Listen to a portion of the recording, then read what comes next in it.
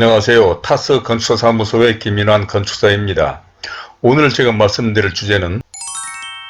상가주택, 꼬마빌딩 등에서 상가 부분을 높이는 방법 또는 1층 상가 높이를 높이고 싶어요 라고 하는 것입니다. 본 채널에서는 주로 상가주택, 단독주택 등의 설계와 건축 등에 관한 전문적이고 기술적인 내용과 함께 건축과 관련해서 특히 재테크, 부동산 정보 등에 관한 말씀을 드리고 있습니다. 따라서 본 채널에는 이 두 주제에 관련된 영상이 많이 있으니 지난 영상들도 꼭 참고해 보시기를 바라며 그럼 오늘의 이야기를 시작해 보도록 하겠습니다. 상가주택이나 일반 건물 등을 건축하려는 건축주들과 상담을 하다 보면 1층 상가 높이에 대한 관심이 대단히 높습니다. 그러니까 대부분의 건축주들이 엄청난 자금을 투자해서 건축하는 건물의 임대나 분양 등 사업성을 높이고 건물의 가치를 향상시키기 위해서 다양한 생각과 아이디어를 구상하게 되는데, 이 가운데 특히 1층 등 근린생활시설 등이 사용하는 공간의 층고를 높이고자 하는 것이죠. 이는 예를 들어 상가주택의 경우에 대체로 1층 등 저층부에는 카페나 음식점 등 근린생활시설 용도로 많이 사용하는데, 이러한 공간의 높이를 최대화해서 개방감을 주려거나 또는 공간의 일부에 복층을 만들어 공간의 활용도도 높이고 전체적인 건물의 볼륨감을 주기 위한 것입니다. 그런데 이러한 층고는 일조권이나 지구단위 지침 등으로 고려해야 할 것들이 많아 이에 대해서 다음과 같은 5가지 내용으로 설명을 드리고자 합니다. 아무쪼록 이런 데 대해서 관심이 있으신 분이나 특히 상가주택, 일반 건물 등을 지으시려거나 투자하시려는 분, 또 재테크와 부동산에 관심을 가지신 분 등에게 참고가 되리라 생각하며 먼저 보시기 전에 구독과 좋아요 그리고 선풀을 남겨주신다면 저에게도 큰 힘이 되어 이러한 영상을 만드는 데 도움이 될 것 같습니다.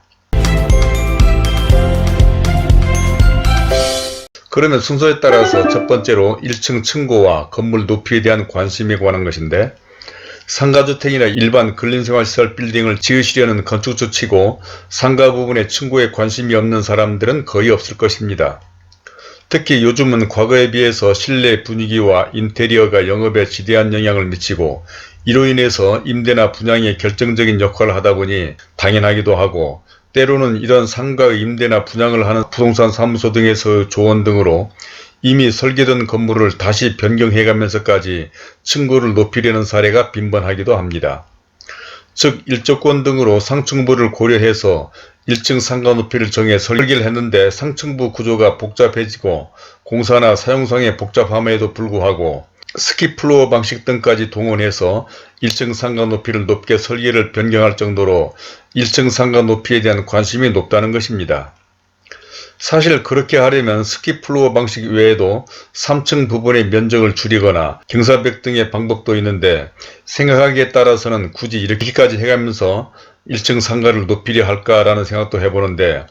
그럼에도 불구하고 어떤 건축주들은 부동산 사무소나 관련된 사람들의 이런 조언이 마치 금과 옥조나 되는 것처럼 고집하는 경우도 있어서 과연 향후 어떤 결정이 좋을지 궁금해지기도 합니다. 다음은 두 번째로 건축법에서 상가 복층 허용에 관한 것인데, 또 이러한 상가 층고를 높이려고 하는 데는 국토부가 법적 기준에 맞추기만 하면 복층 상가를 허용하기로 건축법을 개정해 준 것도 상가주택을 지으려는 건축주들이 상가 높이를 높게 하려는 이유이기도 합니다. 그러니까 과거에는 아무리 층고가 높아도 상가 내부에는 복층을 허용하지 않았지만 2020년 10월부터 일정한 법적 기준을 맞추면 복층을 허용해주면서 이를 위해 최대한 상가 높이를 높이려고 하는 것이죠. 그러면 허용되는 복층 구조 법적 기준을 대략적으로 살펴보면 실내 건축의 구조, 시공 방법 등 기준에 관해서 국토교통부 고시 내용을 살펴보면,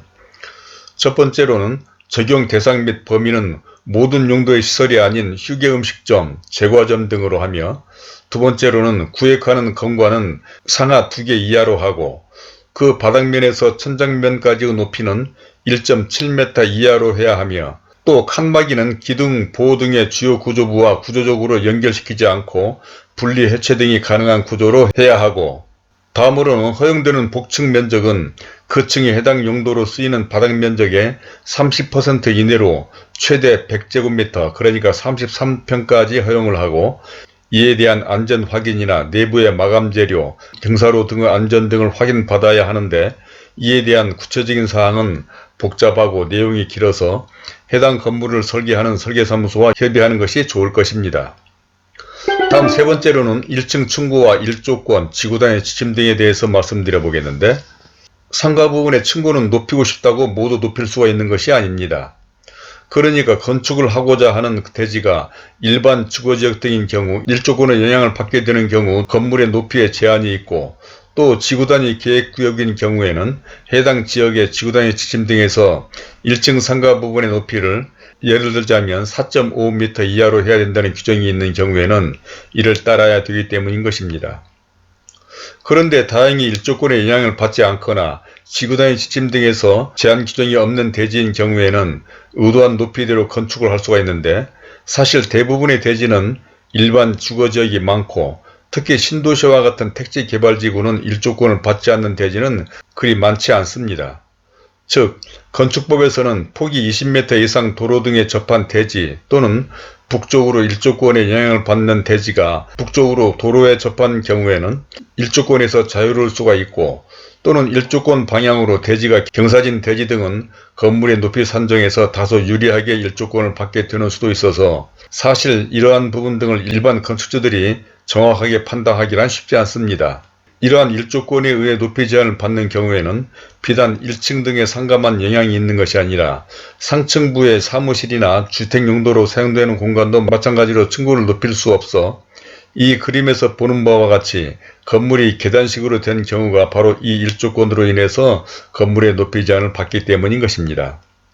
그러므로 이러한 이유로도 대지를 물색할 때 반드시 건축사 사무소에 자문을 받거나 해당 대지에 대한 기본 계획을 해본 후 땅을 결정하는 것이 좋을 것이라는 것이죠.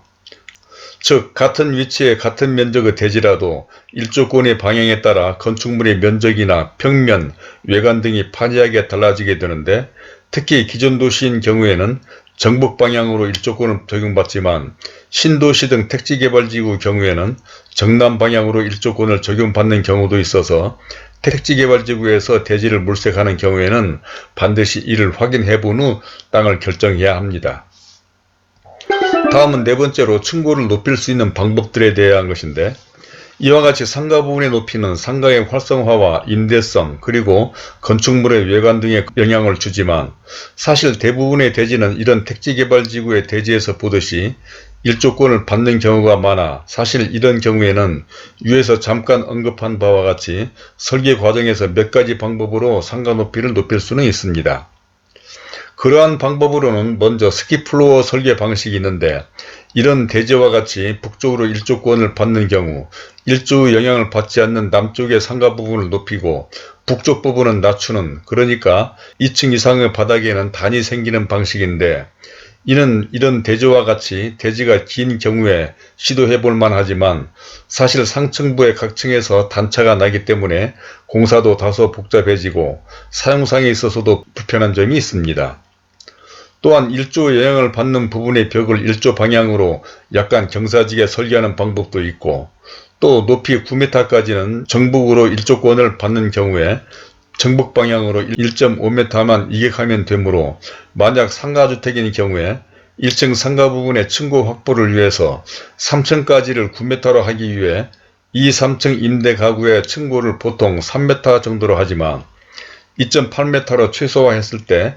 1층 상가 부분의 높이는 3.4m가 될 것입니다. 그런데 만약 이 1층 층고 3.4m가 낮아 4m로 하고 싶은 경우라면 3층까지의 높이가 9.6m가 됨으로써 이 경우 3층 부분은 정북방향 대지 경계선에서 9.6m의 2분의 1인 4.8m까지 이격해야 되는, 즉 2층까지는 1.5m만 이격해주면 되는데 3층 부분은 4.8m나 떨어지게 되어 3.3m만큼 3층 부분이 줄어들어야 된다는 것입니다. 그러니까 이런 경우에는 1층 상가가 높아지는 대신에 3층 부분 면적이 줄어드는 것이 되고, 만약 3층을 줄이지 않으려면 1층 상가 높이는 3.4m가 되어야 한다는 것으로, 이 두 방법에서 어떤 것을 선택할 것인지는 잘 생각해 봐야 할 것입니다.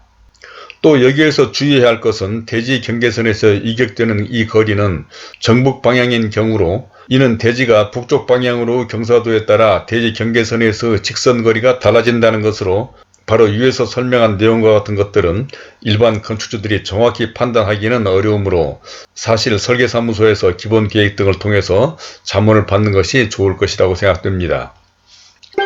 이제 마지막 5번째로 층고와 천정고를 높이지 못하는 또 다른 이유에 대한 것인데, 이상은 일조권과 지구단위 지침 등으로 인해서 층고를 높이지 못하는 경우이고, 또 층고나 건축물의 높이를 높이지 못하는 이유가 있는데, 그것은 바로 층고를 높인 만큼의 공사비와 냉난방비 등 관리비의 증가 때문인 것입니다. 즉 층고를 높인 만큼 골조나 마감공사의 물량이 늘어나고, 또 거푸집 공사나 상층부 슬라브 공사를 위한 동발이 설치에 있어서는 생각보다 자재도 많이 소요되고, 특히 공사 난이도가 높아짐으로 인해서 단순히 높아진 층고만큼의 물량 증가 이상의 공사비가 늘어날 수도 있기 때문인 것입니다. 그러나 사실상 상가주택과 같은 경우에는 공사 규모가 작아 이런 공사비나 관리비 증가가 그렇게 크지 않기 때문에 층고를 높이지 못하는 것은 아니지만, 아파트나 고층 건물인 경우에는 층고가 높아진다는 것은 공사비 증가만이 아니라 사업성 면에서 대단히 민감해서 층고를 높이지 못하는 경우가 있습니다. 예를 들자면 한 개층에서 10세대로 20층 아파트를 건축하는 경우를 생각해보면, 만약 한 개층 높이를 15cm 높인다면 전체적으로는 3m가 되어 무려 한 개층 높이에 해당하는 높이가 올라가게 되는 것입니다.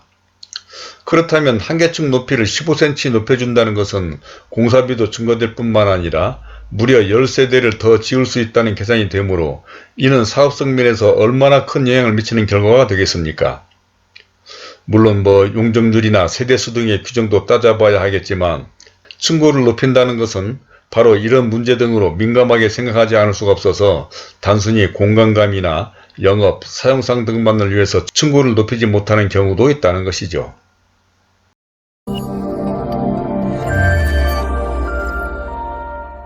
자, 이제까지 1층 상가 높이를 높게 하고 싶어요, 또는 상가주택이 1층 상가를 높이는 방법 등에 대해서, 첫 번째로 1층 층고와 건물 높이에 대한 관심, 다음 두 번째로는 건축법에서 상가 복층 허용, 세 번째로는 1층 층고와 일조권, 지구단위 지침 등에 대해서, 네 번째로는 층고를 높일 수 있는 방법들, 마지막 5번째로는 층고와 천정고를 높이지 못하는 이유 등에 대해서 말씀을 드려봤습니다. 사실 내 집이나 상가주택 등 건물을 지으려다 보면 생각나고 하고 싶은 것들이 한두 가지가 아닐 것입니다. 건축을 한다는 것이 비단 자금도 엄청나게 소요될 뿐만 아니라 일생 처음으로 내 집이나 건물을 짓는 것이므로 얼마나 생각이 많겠습니까? 그야말로 내 집을 짓게 된다는 로망으로 모든 것 하나하나 다 좋은 것으로 하고 싶을 것인데, 이는 그동안 만나본 수많은 건축주들의 경험으로도 충분히 이해가 되고도 남고, 또 제가 직접 제 집과 상가주택을 설계하고 건축을 해보면서 건축주로서 몸소 느낀 것이기도 합니다. 누군가 말대로 세상에 나와서 번듯한 내 건물 하나는 남기고 가야 하지 않겠느냐는 꿈과 같이, 정말이지 남이 지어놓은 집에서만 살 일이 아니라 자신과 사랑하는 가족들의 특성과 취향에 맞는 집이나 건물을 지어 살아본다는 것은 아무나 누릴 수 없는 축복인 것이죠.